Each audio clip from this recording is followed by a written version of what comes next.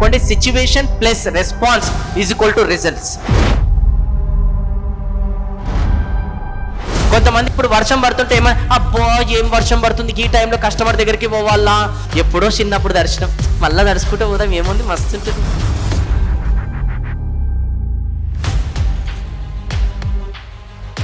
ఒక mobile phone 10,000 రూపాయలది అనేది మీరు క్యారీ చేస్తున్నారు, ఒక 20,000 రూపాయలది క్యారీ చేస్తున్నారు, సడన్గా పడిపోయింది అనేది సిచ్యువేషన్. దానికి రెస్పాన్స్ పడిపోయింది అని చెప్పేసి ఏడ్చుకుంటూ కూర్చోడం. 10,000 రూపాయలు నా జీవితంలో ఫోన్ ఈ రోజు పోయింది బట్టే నా జీవితంలోకి 20,000 రూపాయల ఫోన్ రాబోతుంది, దాని దగ్గర కష్టపడ.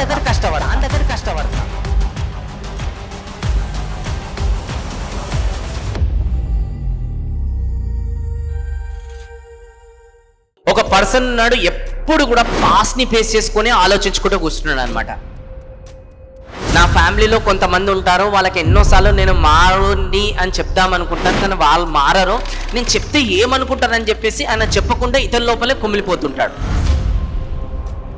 అలానే ఆర్గనైజేషన్లో అతను పని చేస్తుంటాడు, అక్కడ కొలీగ్స్ ఎవరైతే ఉంటారో వాళ్ళు కొన్ని సందర్భాల్లో మిస్టేక్స్ ఉంటే చెప్తామనుకుంటారు కానీ చెప్పాడు. నేను చెప్తే ఏమనుకుంటారో అని చెప్పేసి ఇతనే ఫీల్ అయిపోయి ఉంటాడు.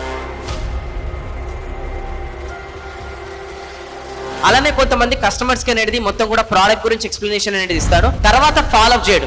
ఎందుకు ఫాలోఅప్ చేయడు, నేను ఫాలోఅప్ చేస్తే మళ్ళీ వీళ్ళు ఏమనుకుంటారు అని చెప్పేసి ఫాలోఅప్ చేయడు. ఎందుకు నేను ఇట్లా తయారైందంటే సింపుల్ ఒకటే రీజన్ అనమాట.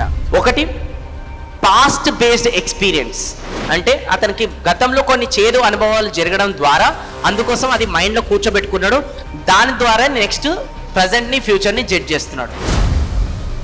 రెండోది ఎవరికో జరిగిన అనుభవాలను కూడా పట్టుకొని వచ్చేసి కనెక్ట్ చేసుకొని ఇట్లనే ఉంటుందని చెప్పేసి జడ్జ్ చేస్తున్నాడు. ఫైనల్గా ఇతనికి ఇంట్లో సాటిస్ఫైడ్ లేదు, ఎక్కడైతే అతను వర్క్ చేస్తున్నాడో అక్కడ కూడా సాటిస్ఫైడ్ లేడు, అందుకోసం ఒక డిసిజన్ తీసుకున్నాడు, నేను సన్యాసం తీసుకుంటాను. పోయి ఒక స్పిరిచువల్ ఆర్గనైజేషన్లో జాయిన్ అయ్యాడు. అక్కడ జాయిన్ అయ్యి అక్కడన్నా మనశ్శాంతి ఉందంటే అక్కడ కూడా మనశ్శాంతి లేదనమాట. ఎందుకంటే ఈ పాస్ట్ అక్కడ కూడా క్యారీ చేస్తున్నాడు.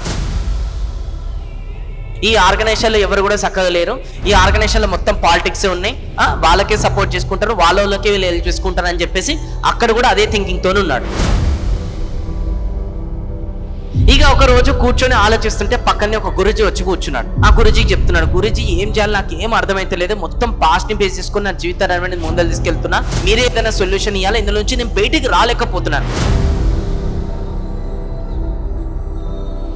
ఇది చాలా సింపుల్, నువ్వు ఒక పని చేయి, అక్కడ దూరంలో ఒక కొండ ఉంది, ఆ కొండ పైన ఒక చిన్న ఇల్లు లాగా కనబడుతుంది కదా, అక్కడ మా గురువు గారు ఉన్నాడు, ఆయన దగ్గరికి నువ్వు వెళ్ళు, ఆయన నీకు ఖచ్చితంగా సొల్యూషన్ ఇస్తాడు. ఖచ్చితంగా సరే అని చెప్పేసి ఒక 5 కిలోమీటర్స్ ఉంది, ఎక్కుకుంటే అక్కడ దాకా వెళ్ళాడు. వెళ్ళిన తర్వాత ఆ గురుజీ దగ్గరికి వెళ్ళేసి మంచిగా ప్రణామం చేసి, గురుజీ గారు నా పాస్ట్ని అస్సలు నేను వదిలేసుకోలేకపోతున్నాను, ఎప్పుడు దాన్నే క్యారీ ఫార్వర్డ్ చేస్తున్నాను, దీంట్లో నుంచి నేను ఎట్లా బయటపడాలనేది మీరే నాకు ఏదైనా సొల్యూషన్ ఇస్తే బాగుంటుంది. అప్పుడు గురుజీ మంచి స్మైల్ ఇచ్చేసి, ఇది చాలా చిన్న ప్రాబ్లం, నువ్వు పెద్దలాగా ఫీల్ అవుతున్నావు, ఇది సొల్యూషన్ నీకు సాయంత్రం ఇస్తా, దానికన్నా ముందు ఒక పని చేద్దాం. చెప్పండి గురుజీ, నా శిష్యుడు ఎవరైతే ఉన్నారో కింద విలేజ్ ఏదైతే కనిపిస్తుంది కదా అక్కడ నాకు భోజనం అనేది ఇచ్చాడు, సో ఈ కొండ దిగి మనం ఆ శిష్యుని దగ్గరికి అనేది వెళ్దాం భోజనంకి, ఆ భోజనం చేసిన తర్వాత నీకు సొల్యూషన్ ఇస్తాం. సరే గురుజీ నడవండి అని ఇద్దరు కూడా ఆ కొండ దిగి మెల్లగా నడుచుకుంటూ వస్తున్నారు అనమాట. ఆ కొండ మధ్యలోకి వచ్చిన తర్వాత గురుజీ ఏమన్నాడంటే, అక్కడ ఒక పెద్ద రాయి కనబడుతుంది కదా, అది ఒకసారి ఎత్తుకున్నాడు. ఎత్తుకున్న తర్వాత గురుజీ అట్లనే ఏం మాట్లాడకుండా కిందికి దిగుకుంటా ఫటఫట వెళ్ళిపోయింది అనమాట. ఈయన ఇక రాయి పట్టుకొని మోసుకుంటూ వస్తున్నాడు. గురుజీ ఏం మాట్లాడకుండా వెళ్ళిపోయిండు, మరి ఏందో నాకేం అర్థమైతే లేదు, ఎంత దూరం తీసుకోవాలి, ఎప్పటి వరకు మొయ్యాలి, నాకేం అర్థమైతే లేదు అని చెప్పేసి అట్లనే దాని కింద మీద పడుకుంటూ మోసుకుంటూ వస్తున్నాడు. కొన్నిసార్లు ఆ రాయి పడడానికి వచ్చింది, కొన్నిసార్లు ఈయన పడడానికి వచ్చింది అనమాట. పెయిన్ అయితే చాలా ఘోరం, మొత్తం బాడీ అంతా స్వెట్టింగ్ వచ్చేసింది. కానీ మనసులో అనుకుంటున్నాను, గురుజీ చెప్పిండంటే ఏదో కారణం ఉంటుంది, మోసుకొని అయితే పోతా. ఫైనల్గా గురుజీ అనేది ఫాస్ట్ కింద వెళ్ళి చెట్టు కింద కూర్చొని మంచిగా ధ్యానం చేసుకుంటూ కూర్చున్నాడు అనమాట. అప్పుడే మనోడు పోయిన తర్వాత గురుజీ రాయి మోసుకుంటూ వచ్చిన, గిగిడి దాకా మోసుకుంటూ వచ్చిన, ఎట్లుండే జర్నీ, ఏం మాట్లాడుతూ ఏం క్వశ్చన్ అది జర్నీ, నువ్వు మోసుకుంటూ వస్తే నీకు తెలుస్తుంది, మరి అప్పుడే ఎందుకు దింపలేను, నువ్వు చెప్పలే కదా, నేను నీకు ఎత్తుకోమన్నా అన్నా కానీ నీకు మోసుకుంటూ రమ్మని చెప్పినాను నేను. సో సేమ్ ఈరోజు మన లైఫ్లో కూడా అంతే అనమాట. మనం ఎప్పుడో జరిగిన ఇన్సిడెంట్స్ ఏవైతే కొంతమంది జనాలతో ఉంటాయో, లేదంటే కొన్ని మార్కెట్లో కొంతమంది కస్టమర్స్ ఏవైతే ఉంటాయో, అవన్నీ కూడా మనం మోసుకుంటూ వస్తున్నాం అనమాట. మనం ద మూమెంట్ వదిలేస్తే లైఫ్ చాలా తేలికగా అతను కూడా ఉన్నట్టు మనకు కూడా ఉంటుండే. కానీ మనం వదిలేకుండా అతనిలాగానే మనం కూడా పట్టుకొని వస్తున్నాం, ప్రతిసారి గింజుకుంటూ బాధపడుకుంటూ వస్తున్నాం అనమాట. జీవితాంతం ఒకటే గుర్తుపెట్టుకోండి, ఒకటి మన చేతిలో కంట్రోల్ ఉన్నది ఉంటుంది, ఇంకోటి మన చేతిలో కంట్రోల్ లేనిది ఉంటుంది. మన చేతిలో కంట్రోల్లో లేనిది ఏంటో తెలుసా? మన పాస్ట్ మన చేతిలో కంట్రోల్ లేదు, మన ఫ్యూచర్ మన చేతిలో కంట్రోల్ లేదు. మన చేతిలో కంట్రోల్లో ఏదైతే ఉందో మన యాక్షన్స్, మన గోల్స్, మనం మాట్లాడే విధానం, ఎవ్రీథింగ్ కూడా.